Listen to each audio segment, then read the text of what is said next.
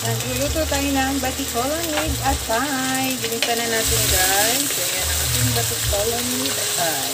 Mayroon na siyang laurel. Ayan pa guys, laurel.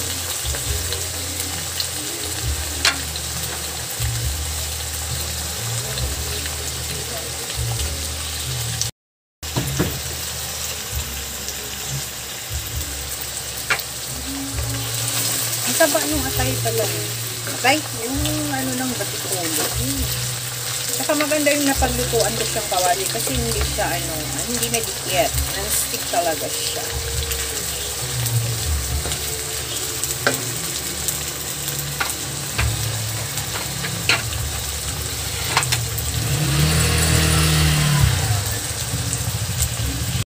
Tayo ng coke. Ayan, coke ang, ayan, coke siya guys.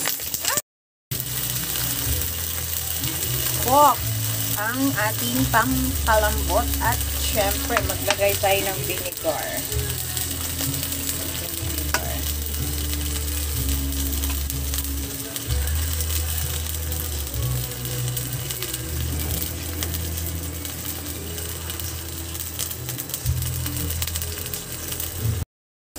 Seasoning.